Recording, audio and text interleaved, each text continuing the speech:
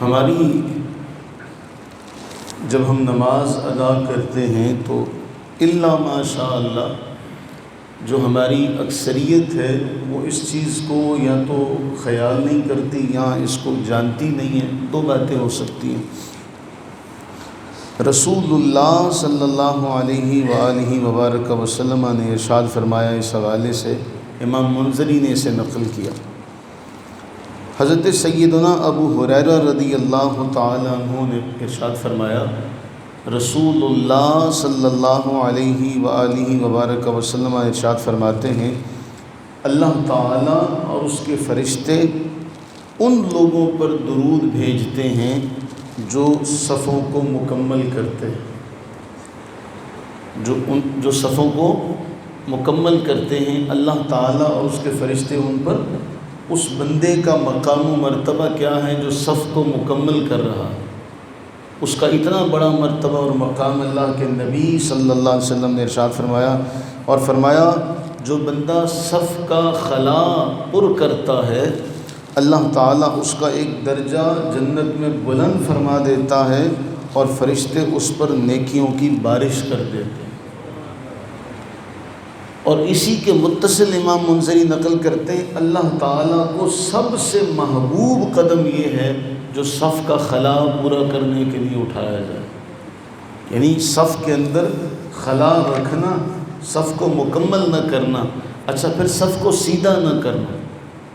ہم بے دھیانی میں یہ توجہ نہیں اس طرف کرتے، اور یہ امام مالک نے نقل کیا، امام بخاری نے، امام مسلم نے، امام ترمذی نے، کہ رسول اللہ صلی اللہ علیہ وسلم صحابہ کی صفوں کو سیدھا کیا کرتے تھے، یعنی جب وہ نماز کے لیے کھڑے ہوتے تو ہمیں ائمہ فقہا نے اپنی کتب میں لکھا کہ اقامت کے بعد یہ امام کی ذمہ داری ہے کہ وہ دیکھے، اور جہاں اس کو یہ نظر آئے تو وہ اس پر متنبہ کرے، بیان کرے کہ نہیں یہاں مکمل کرے۔ فرماتے ہیں کہ اللہ کے نبی صلی اللہ علیہ وسلم صفوں کو ایسے سیدھا کرتے تھے جیسے کسی دور میں تیر سیدھا کیا جاتا ہے، ایسے، یہاں تک کہ صحابہ کہتے ہیں کہ ہم نے دیکھ لیا کہ ہم صف سیدھا کرنا سیکھ گئے، ہم صف سیدھا کرنا سیکھ گئے۔ پھر ایک دن اللہ کے نبی سرور عالم صلی اللہ علیہ وسلم نماز کے لیے تشریف لائے، تکبیر کہنے ہی والے تھے، جو تکبیر کہنے والے صحابی تھے، کہ ایک آدمی کا سینہ نکلا ہوا تھا، یعنی وہ صف سے تھوڑا آگے تھا۔ رسول اللہ صلی اللہ علیہ وسلم نے فرمایا، عباد اللہ، اے اللہ کے بندو، لَتُصَوُّنَّ صُفُوفَكُمْ، اپنی صفوں کو سیدھا کیا کرو، یہ نہ ہو کہ اللہ تعالیٰ تمہارے درمیان اختلاف پیدا فرما دے۔ اپنی صفوں کو سیدھا کیا کرو، تم صفیں سیدھی کرو گے اللہ تعالیٰ تمہارے درمیان محبتیں قائم کرے گا۔ یہی اس کا الٹ بنتا ہے نا، اگر صف سیدھی نہیں ہوگی تو رسول اللہ علیہ السلام نے کیا فرمایا، اللہ تمہارے درمیان کیا کرے گا، اختلاف پیدا کر دے گا۔ اور اس قسم کی روایات ہر محدث نے اپنی اپنی صحاح میں، اپنی کتب میں بیان کی۔ فرمایا، اور ایک امام طبرانی نے اور امام احمد نے جو جملہ لکھا وہ اس سے بھی زیادہ حساس ہے۔ فرمایا کہ تمہارے چہرے بگاڑ دیے جائیں، یہ نہ ہو کہ تمہاری آنکھوں کی روشنی چلی جائے۔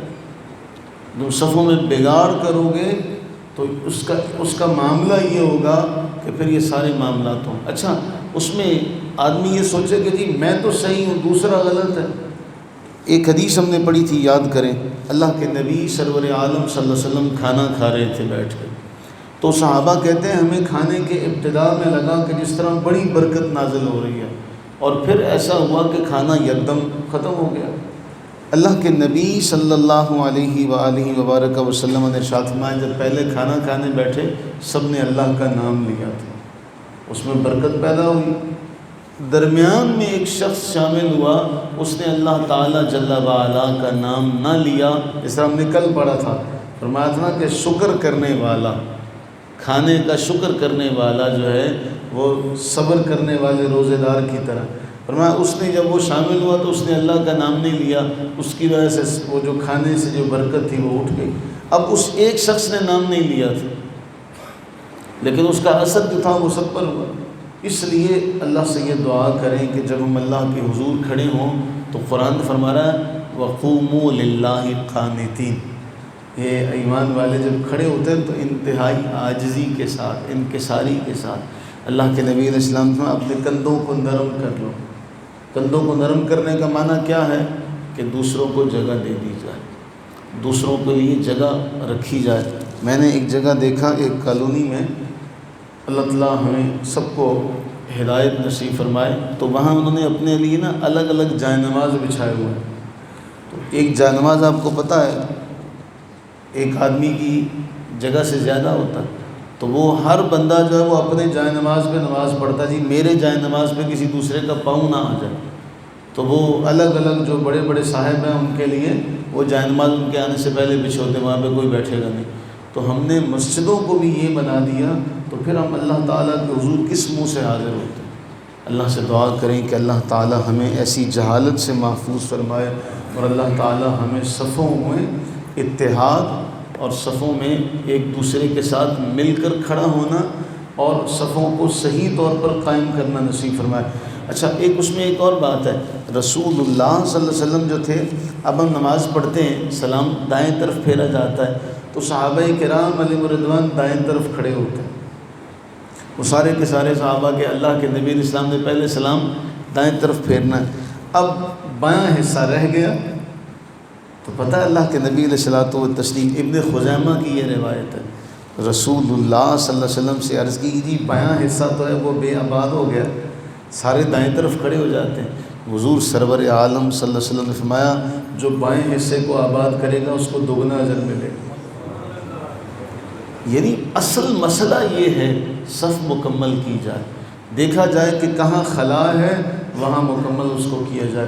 اللہ سے دعا کریں کہ اللہ تعالی ہم سب پر اپنی رحمتیں برکت نازل فرمائے، ہم سب کی بخشش و مغفرت فرمائے۔ اللہم صلی